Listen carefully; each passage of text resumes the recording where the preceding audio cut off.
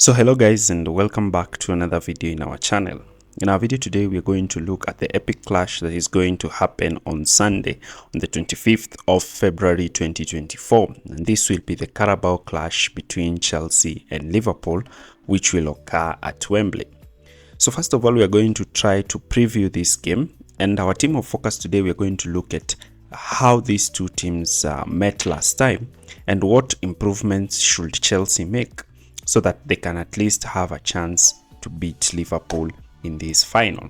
It will be a very tight game, but the odds are still that Liverpool are going to win. But you can see some mechanisms that Chelsea can correct to be more dominant, looking at their recent performances. So Pochettino will be meeting Klopp in another final. The last final Pochettino faced Klopp managed to win and that was the Champions League final between Tottenham and Liverpool. So Pochettino will be trying to look for a way in which he can at least try to beat Klopp in a Liverpool. Top of the league Liverpool, a team that scores a lot of goals and a team that has already punished him severely this season. So Pochettino can take his encouragement after outstanding dominant performance against Pep Guardiola's electric and dynamic Manchester City side. Pochettino might try to use some of the tactical changes that he deployed in this game to try to get at Liverpool, a very strong and dominant team to face in a final. But before we even begin our analysis, do not forget to like, share and subscribe for more videos like this.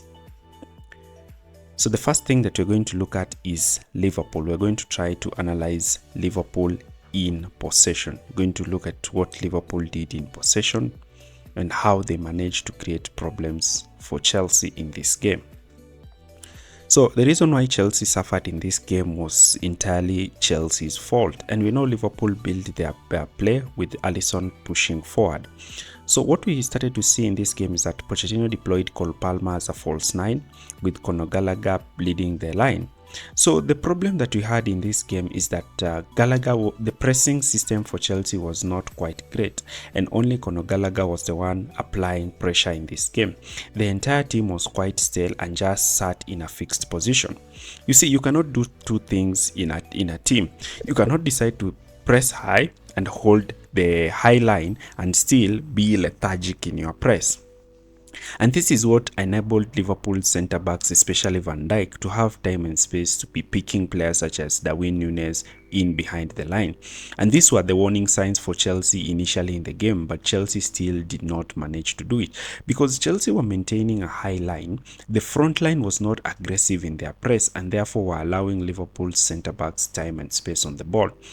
And you can see here how Van Dijk was able to play a cross-field ball, especially to Bradley, who was able to run at acres of free space because Thiago Silva was slow to cover and Ben Chilwell had been tucked in by Diego Jota. So the problem that Chelsea had is that throughout the game, they tried to maintain this high mid block, but their pressing was really lethargic. And time again, Liverpool managed to unlock their defense with quick one-touch passes. Now, let's look at the Manchester City setup, and let's try to understand how Mauricio Pochettino corrected this setup when he faced the team that I believe is the best team in the country currently, and that is Manchester City. So when Pochettino went ahead against Pep Guardiola, Pochettino knew that his team needed to be very aggressive out of possession, extremely aggressive out of possession. So Chelsea were pressing with a high to mid block, and you know the way Manchester City were pressing is that Ederson would be dropping departing from a back four. Now Chelsea were not afraid to have this system against Manchester City because they knew that what they were supposed to do is that they needed to have both of their forwards aggressively on the two players. So Gallagher was keen in pressing Ederson while denying the pass to Rodri, while Palmer and Sterling were not afraid to press Manchester City's fullbacks. And in the event where Rodri would have tried to escape that pressure, what we would see is that either Enzo Fernandez or Caicedo will spring out to deny Rodri time and space on the ball. And this is what resulted in Rodri having minimal passes in the game, especially in the first half, because Chelsea were really trying to restrict Manchester City's playing through the middle. But also one thing that you need to understand is that even when Chelsea maintained this high to mid block against Manchester City, they did not just allow Manchester City's centre-backs, especially Diaz and Ake, to have time and space on the ball, but rather their forwards aggressively engaged in them, with Jackson leading the press and Conor Gallagher sitting on Rodri to deny Rodri any time and space on the ball. Now, this would force Manchester City to get the ball down to their wide centre-back, and this would prompt either Raheem Sterling or Cole Palmer, who are playing wide, to immediately spring forward and look to press these centre-backs. Also, Enzo Fernandez was key in pushing forward to press Akanji and denying him time and space on the ball, while using his cover shadow either to win the ball and immediately play the ball to Raheem Sterling. The midfield was dynamic in using their cover shadows to prevent the men in the half space, especially De Bruyne, from having space and time on the ball. The compact 4-4-2 system denied Manchester City any space in the middle of the park, and the wide Chelsea wingers were not afraid of stepping out and pressing Manchester City's wide centre-backs. Now, when the ball went wide, Chelsea's fullbacks were not afraid to come out wide to try and deny Manchester City's wingers chances, as well as Chelsea's centre midfielders were not afraid to be making that half space run to deny them. But we started to see Chelsea's wingers, especially Cole Palmer, dropping deep to help Gusto, and once they would manage to win the ball off Jeremy Doku, we started to see Chelsea play Palmer and make those quick ones and looking to exploit the space behind Nathan Ake. And spaces in the wide areas, Chelsea were able to exploit them, especially in the first half, and this gave Chelsea a lot of chances during this game to actually go close to 3-0 up inside the first 30 minutes of the game. And these are ways in which Chelsea can utilize this. One, Chelsea were very aggressive without the ball.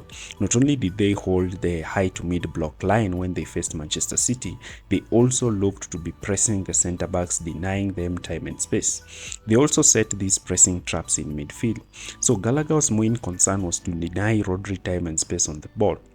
And since Manchester City could not penetrate the middle part of the pitch, they started to go wide, looking to play their wingers in those wide areas. And if Manchester City tried to make those half-space runs, we saw Caicedo and Enzo not afraid to be tracking these runners, forcing Manchester City players to just play sideways and backwards. The rigid 4-4-2 block and the aggressive press that Chelsea put in, even in times when Manchester City wingers will be dropping deep to receive the ball directly from the centre-backs, then the likes of Cole Palmer and Raheem Sterling were not afraid to shift across and try to deny those wingers any time and space on the ball by tracking them and forcing them to play the ball backwards, with players such as Conor Gallagher also making quick shifts back in midfield. And these were the key strengths that Chelsea really portrayed in this game. One, their out of possession work rate. Not only did they hold this high to mid block line, but they also held this line trying to deny Manchester City the space they needed to operate with the ball, something that they did not do when they played against Liverpool. And this is what enabled them to constantly have time to launch quick and devastating counter-attacks against Manchester City.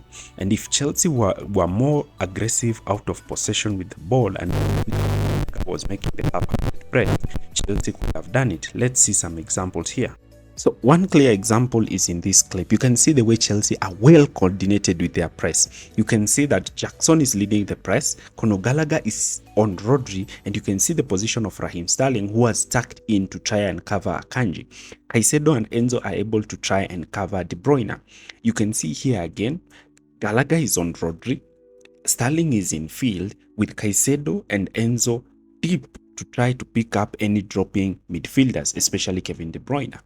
So the compact, rigid block of a 4-4-2 that Chelsea employed, with their forwards not being lazy to press, is what enabled them to deny Manchester City the space and time they required in this game. So the game at Wembley this Saturday will be quite interesting, and Chelsea will be looking to implement this aggressive out of possession philosophy that Maurizio Pochettino implemented at the Etihad.